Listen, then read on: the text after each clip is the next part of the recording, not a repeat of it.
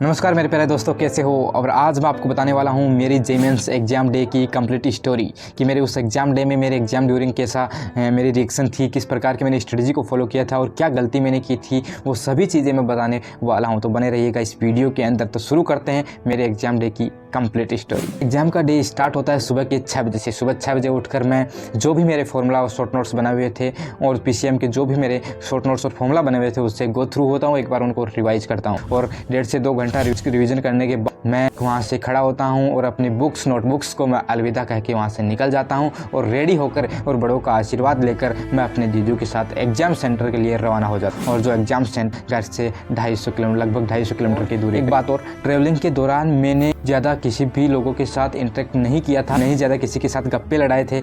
मैंने एकदम मेरे माइंड को शांत रखने की कोशिश की थी। तो आप भी कोशिश करना, अपनी ट्रेवलिंग कर रहे हैं तो ज़्यादा अपने माइंड को इधर उधर ना फैलाए, किसी के साथ ज़्यादा इंटरेक्ट ना करें, अपने मन को शांत रखने की कोशिश। उसके बाद हम जर्नी कंप्लीट करके फाइनली सेकंड शिफ्ट में जो मेरा पेपर था उससे पहले हम 40 मिनट्स के पहले हम एग्ज़ाम सेंटर पर पहुंच जाते हैं। और वहाँ पे बहुत सारे बच्चों को देखकर, बहुत सारे जो जेई एस्पिरेंट्स वहाँ पे आए हुए थे, बहुत सारी भीड़ वहाँ पे लगी हुई थी, उसको देख के लगता है कि हम भी इसी भीड़ का एक हिस्सा हैं और इसी युद्ध को लड़ने हम यहाँ पे आए हैं और बहुत सारे इस युद्ध को लड़ रहे हैं। क्या हम इस युद्ध में विजय हो पाएंगे या नहीं भी, यही बातें मेरे दिमाग में भी चल रही थी। फिर मैंने अपने आप को समझाया, जितनी तूने मेहनत की है उतना तुझे ज़रूर मिलेगा। और मैंने अपने मन को शांत किया और उसी के साथ वहाँ एग्ज़ाम सेंटर का गेट ओपन होता है। और जैसे एग्ज़ाम सेंटर का गेट ओपन होता है मैं मेरे नेसेसरी डॉक्यूमेंट्स को लेकर अंदर जाता हूं और बिना किसी प्रॉब्लम के मुझे एग्ज़ाम सेंटर के अंदर एंट्री मिल जाती, क्योंकि मैं मेरे सारे डॉक्यूमेंट्स साथ में लेके गया था। उस डॉक्यूमेंट्स में मेरा एडमिट कार्ड, मेरा आधार कार्ड और मेरे 3 फोटोग्राफ और मेरा पेन और पानी की बोतल थी। ये डॉक्यूमेंट भी आपको लेकर जाना इम्पोर्टेंट है और जो मैंने डॉक्यूमेंट्स बोले वो आपके लिए सफिशिएंट डॉक्यूमेंट्स है एक जेई एग्ज़ाम के लिए। तो हुआ उसके बाद में जैसे ही वहाँ के कोऑर्डिनेटर्स ने मुझे अपने एडमिट कार्ड और आधार कार्ड सबको वेरीफाई करने के पश्चात मुझे एग्ज़ाम के लिए सीट अलॉट की। और उस सीट पर मुझे 10 to 15 मिनट्स वेट करने के पश्चात फाइनली वो टाइम आया कि मेरा जेई मेंस एग्ज़ाम का क्वेश्चन पेपर का विंडो ओपन होने वाला था। माइंड में हज़ारों थॉट्स आ रहे थे, किस प्रकार का पेपर आएगा, इजी होगा कि हार्ड आएगा, कितने क्वेश्चन में अटेम्प्ट कर पाऊंगा, फिजिक्स में कितने करूँगा, केमिस्ट्री में कितने करूँगा, मैथ्स में कितने करूँगा, कितना स्कोर मेरा आएगा, इतने परसेंटाइल बनेंगे कि नहीं बनेंगे। ये सभी थॉट्स मेरे उस माइंड में आ रहे थे कि जनरली, और सभी बच्चों के लगभग ये थॉट्स आते ही हैं।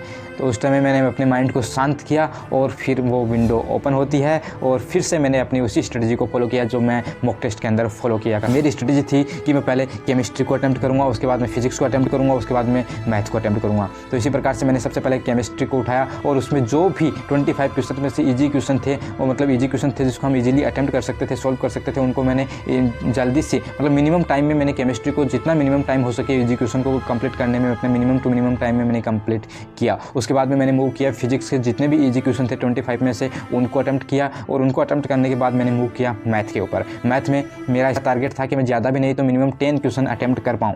तो मैंने पेपर को एक बार ओवरव्यू लिया और मुझे लगा कि इस पेपर में मेरे लिए 10 क्वेश्चन अटेम्प्ट करना भी मुश्किल था, क्योंकि मैंने मैथ मेरा वीक था। मैथ के लिए मैंने ज़्यादा प्रिपरेशन नहीं किया था, मैंने ज़्यादा फिजिक्स और केमिस्ट्री के ऊपर ही मेरा मेन फोकस था। तो मैथ मेरा थोड़ा सा वीक था, तो मैंने 10 क्वेश्चन मिनिमम अटेम्प्ट करने की सोची थी, लेकिन उसे देखकर मुझे लगा कि मैं 6 to 7 क्वेश्चन ही अटेम्प्ट कर पाऊँगा। उसके बाद मैंने ईजी 1 या 2 क्वेश्चन को मैथ के अंदर सोल्व किया और आगे जो मैंने देखा कि जो बच के क्वेश्चन है तीनों में वो थोड़े टाइम टेकिंग है और थोड़े आपका सोचने वाले हैं। तो मैं सेकंड राउंड के अंदर जैसे ही आता हूँ तो केमिस्ट्री के अंदर जो बच गए थे क्वेश्चन जिसको सोल्व करना तो ईजी था, केमिस्ट्री के अंदर कोई मुझे ऐसा क्वेश्चन नहीं मिला जो मेरे लिए बिल्कुल हार्ड था जिसको मैं नहीं कर पाया। मैंने केमिस्ट्री के अंदर 25 में से शायद 24 या 23 क्वेश्चन मैंने अटैम्प्ट किए थे और मेरे अप्रोक्स क्वेश्चन सही थे, सिंगल करेक्ट में मेरे अप्रोक्स क्वेश्चन सही थे। और उसके बाद मैं फिजिक्स के अंदर जो क्वेश्चन मेरे नहीं अटैम्प्ट हुए थे जिसमें थोड़ा टाइम लग रहा था, सोचने वाले थे, उसको अटैम्प्ट किया। और उसके बाद में मैथ के अंदर वापस सेकंड राउंड के अंदर मैं मुश्किल से 1 क्वेश्चन सोल्व कर पाया था। उसके बाद जो थर्ड राउंड था उस थर्ड राउंड में मेरे पास लगभग टाइम बचा हुआ था 45 to 50 मिनट्स मेरे पास बचा हुआ था। उस 45 to 50 मिनट्स में मैंने केमिस्ट्री पहले सेकंड राउंड तक मैंने कंप्लीट कर दिया था। फिर मेरे पास बचा था फिजिक्स एंड मैथ। फिजिक्स के अंदर भी मेरे पास लगभग 4 या 5 क्वेश्चन मुझे थोड़ा सोचना पड़ा था। मैकेनिक्स का क्वेश्चन मेरे से बहुत कम बने थे, लेकिन मैकेनिक्स का 1-2 क्वेश्चन मैंने बनाने की कोशिश की थी। 45 मिनट्स जो मेरे पास बची हुई थी उसके अंदर, जिसमें से मुझे एक मुश्किल से 1 क्वेश्चन मेरा बना होगा उसमें। और उसके बाद मैंने मैथ के ऊपर मूव किया और मैंने 1 से 2 क्वेश्चन और अटैम्प्ट किए थे। और उसके बाद मेरे पास लास्ट के अंदर 10 मिनट मेरे पास बची थी शायद, और उन 10 मिनट के अंदर मैंने एक जो बिग मिस्टेक जो मैंने की थी, जो आपको नहीं करनी है भाई साहब, बहुत सारे स्टूडेंट्स ये गलती कर देते हैं। जैसे कि हमारे तो क्वेश्चन कम ही अटैम्प्ट हुए हैं, हम थोड़े तुक्के लगा देते हैं, गेस करके हम थोड़े तुक्के लगा देते हैं। भाई साहब अवेयर रही है। जितने क्वेश्चन आपने किए हैं अगर आपको लगते हैं वो सही है तो भाई सब तुक्के बिल्कुल भी मत लगाइए। मैंने तुक्के लगाए थे, उनमें से कुछ तुक्के सही भी हुए थे, लेकिन मेरे जो तुक्के थे वो मैक्सिमम गलत हो गए थे। मतलब मैथ्स के अंदर भी मैंने तुक्का लगा के बहुत बड़ी गलती की थी, जो क्योंकि क्वेश्चन मैंने तुक्के लगाए थे उसमें से मेरे 1 या 2 क्वेश्चन गलत हो गए थे। तो वो मेरे लिए बिल्कुल भी सही नहीं था, क्योंकि मैं जैसे मैंने घर आके उसको देखा तो मेरे को बहुत रिग्रेट हुआ था कि मुझे तुक्के नहीं लगाने चाहिए थे उसके अंदर। तो वहीं पे मेरा एग्ज़ाम जो है 10 मिनट के अंदर, उसके बाद में एग्ज़ाम फिनिश होता है। एग्ज़ाम को सबमिट करने के बाद हम एग्ज़ाम सीट अपनी छोड़ के एग्ज़ाम सेंटर से बाहर निकलते हैं। और एग्ज़ाम सेंटर के जब बाहर निकलते हैं तो सभी पेरेंट्स और अपने रिलेटिव्स अपने पूछते हैं कि कैसा पेपर हुआ। यही आंसर मेरे जीजू का था मेरे से कि कैसा पेपर हुआ। तो उस टाइम लिटरली अच्छा ही हुआ था, लेकिन मैथ में मैं बहुत ज़्यादा परफॉर्म नहीं कर पाया था।